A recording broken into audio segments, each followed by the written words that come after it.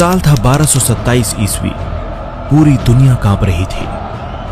हर दिशा में धूल के तूफान उठ रहे थे और लाखों सैनिकों के घोड़े पृथ्वी को थर्रा रहे थे। एक अकेला नाम पूरे विश्व की सबसे बड़ी शक्तियों को घुटनों पर ला चुका था, चंगेज खान। उस समय तक चंगेज खान ने लगभग 40 बड़े युद्ध लड़े थे, करोड़ों लोगों की जान ली थी और उसका मंगोल साम्राज्य 9 करोड़ वर्ग किलोमीटर से भी ज्यादा क्षेत्र में फैल चुका था, यानी लगभग पूरे अफ्रीका जितना बड़ा।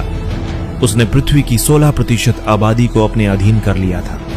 लेकिन क्या आप जानते हैं, इतिहास का यह भयावह योद्धा जब पैदा हुआ था तो उसके छोटे से हाथ में एक खून का थक्का भी था, एक रहस्यमयी संकेत जो भविष्य के तूफान की चेतावनी दे रहा था। तो आइए चलते हैं इतिहास में पीछे, वहां जहां तैमुजिन की असली कहानी शुरू होती है। 1162 ईस्वी की एक सर्द सुबह मंगोलिया की जमी हुई बर्फीली धरती पर एक बच्चे का जन्म हुआ। नाम रखा गया तेमुजिन। जैसे ही वो दुनिया में आया, सब ने देखा कि उसके छोटे से दाहिने हाथ में खून का एक थक्का था। मंगोलों के बीच इसे एक दिव्य संकेत माना जाता था, एक ऐसा बच्चा जो या तो दुनिया को बचाएगा या उसे तबाह कर देगा। तेमुजिन के पिता थे येसुगेई, मंगोल कबीले के एक बहादुर सरदार। येसुगेई ने अपने बेटे के लिए एक महान भविष्य की कामना की थी, लेकिन नियति ने तेमुजिन के लिए कठिनाइयों की आग में तपने की तैयारी कर रखी थी। जब तेमुजिन महज 9 साल का था, तब उसके पिता को तातार जनजाति ने जहर देकर मार डाला और पिता की मृत्यु के साथ ही उनके अपने ही कबीले ने तेमुजिन, उसकी मां होएलून और उसके छोटे भाई बहनों को बेसहारा छोड़ दिया।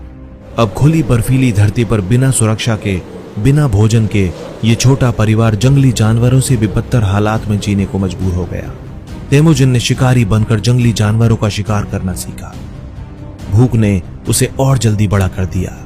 बचपन में ही उसने सीखा कि जीवन में जीने के लिए किसी पर भरोसा नहीं किया जा सकता। उसे भरोसा करना होगा सिर्फ अपनी ताकत पर। इन्हीं कठोर परिस्थितियों ने उस लड़के के भीतर लोहे जैसा संकल्प पैदा कर दिया। समय के साथ तेमुजिन ने छोटे छोटे साथियों को फिर से जोड़ा। उसने देखा कि पुराने मंगोलिया की जनजातियां आपस में ही लड़कर बर्बाद हो रही थीं। तेमुजिन जानता था कि अगर उसे कुछ बड़ा करना है तो इन बिखरी ताकतों को एकजुट करना होगा। लेकिन वो परंपरागत रास्ते पर नहीं चला। उसने खून के रिश्तों को नहीं, बल्कि वफादारी और काबिलियत को आधार बनाया। चाहे वो एक साधारण चरवाहा हो या कोई पुराना दुश्मन जो एक समय उसके प्रति वफादार था, उसने ऐसे लोगों को अपना मित्र और भाई बनाना शुरू कर दिया। धीरे धीरे उसकी ताकत बढ़ती गई। मंगोलिया की बिखरी हुई जनजातियां तेमुजिन के झंडे के नीचे एकत्र होने लगी और 1206 ईस्वी में एक भव्य महासभा में तेमुजिन को नया नाम दिया गया, चंगेज खान, यानी महासागरों का स्वामी या पूरे विश्व का शासक। अब वो केवल मंगोलिया का नेता नहीं था, वो एक तूफान बन चुका था और ये तूफान अब पूरी दुनिया पर छाने वाला था। चंगेज खान की सबसे बड़ी ताकत सिर्फ सैनिकों की संख्या में नहीं थी, बल्कि उसकी युद्ध तकनीक में थी। मंगोलों ने युद्ध की एक नई परिभाषा गढ़ी थी, ऐसी तेजी, ऐसी समन्वय और ऐसी चालाकी जिसे पहले कभी किसी ने नहीं देखा था। मंगोल सेना बिजली की रफ्तार से हमला करती थी। हर सैनिक के पास 3 से 4 घोड़े होते थे, जिससे वो लंबी दूरी बिना रुके तय कर सकता था। वे घोड़े की पीठ से चलते चलते खाना खाते थे, पीते थे और सो भी जाते थे। उनकी सबसे घातक कला थी घोड़े पर दौड़ते हुए पीछे मुड़कर तीर चलाना। उनकी तीरंदाजी इतनी सटीक थी कि वे भागते हुए दुश्मनों को भी आसानी से निशाना बना लेते थे। चंगेज खान की सेनाएं अक्सर फर्जी पीछे हटने का नाटक करती थी और फिर पलटकर ऐसे प्रहार करती कि दुश्मन को संभलने का मौका भी नहीं मिल पाता था। मंगोलों ने चीनी इंजीनियरों से सीखा था कि किस तरह सीज वेपन्स जैसे कि बैटरिंग रैम, कैटापल्ट और अटैक टावर का निर्माण किया जाए। उन्होंने गुप्त जासूसों का नेटवर्क तैयार किया जो युद्ध से पहले ही दुश्मन की शक्ति, कमजोरी और रणनीति की जानकारी ले आते थे। एक संगठित, विज्ञान सम्मत और घातक युद्ध मशीन, यही थे मंगोल। लेकिन मंगोलों का सबसे बड़ा हथियार था डर, जो हवा में घुल जाता था। डर जो शहरों को बिना लड़े आत्मसमर्पण करने पर मजबूर कर देता था। एक बार जब मंगोल सेना किसी शहर पर हमला करती तो वे इतनी बेरहमी से नरसंहार करते कि उनकी कहानियां दूर दूर तक फैल जाती।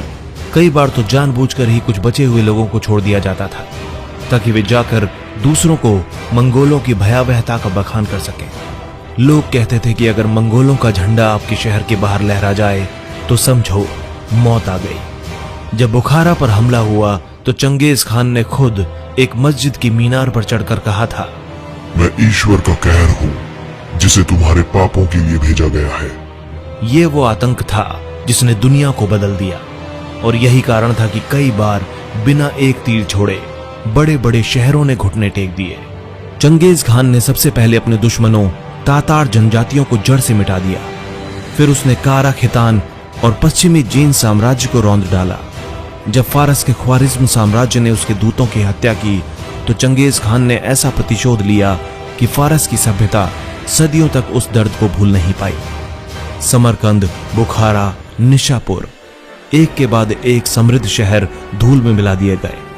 ऐतिहासिक स्रोतों के मुताबिक निशापुर में लगभग 1.5 से 2.25 लाख लोगों का कत्लेआम किया गया था। 1221 ईस्वी में चंगेज खान ने भारत की ओर रुख किया। मुल्तान और लाहौर पर मंगोलों ने आक्रमण किए, लेकिन दिल्ली सल्तनत के सुल्तान इल्तुतमिश ने चतुराई और कूटनीति से चंगेज खान को भारत में आगे बढ़ने से रोक दिया और उसे समझा बुझाकर वापस भेज दिया। भारत उस समय एक बड़े विध्वंस से बच गया था, लेकिन फिर 1227 ईस्वी में चंगेज खान की मृत्यु हो गई। उसकी मृत्यु कैसे हुई ये आज भी स्पष्ट नहीं है। कुछ लोग मानते हैं कि उसकी मृत्यु किसी युद्ध में लगी चोट या किसी अन्य कारण से हुई थी। हालांकि उसके मरने के बाद भी मंगोल तूफान थमा नहीं। उसके बेटों और पोतों ने साम्राज्य को अलग अलग हिस्सों में बांट लिया। चगाताई खानते, युआन वंश, इलखानते और गोल्डन होर्ड। मंगोलों ने पूरे मध्य एशिया, चीन और यूरोप तक कहर बरपाया। 1258 ईस्वी में चंगेज खान के पोते हुलगु खान ने बगदाद पर धावा बोला। अब्बासी खलीफा का शानदार शहर, जो उस समय इस्लामी दुनिया का सांस्कृतिक और बौद्धिक केंद्र था, मंगोलों की क्रूरता का शिकार बन गया। हुलगु खान की सेना ने बगदाद को नेस्त नाबूद कर दिया। इतिहासकारों के अनुसार लगभग 8 लाख लोग इस कत्लेआम में मारे गए थे। बगदाद की महान लाइब्रेरी, जो सदियों से ज्ञान का खजाना थी, टिग्रिस नदी में बहा दी गई और कहते हैं कि कई दिनों तक नदी का पानी स्याही से काला रहा।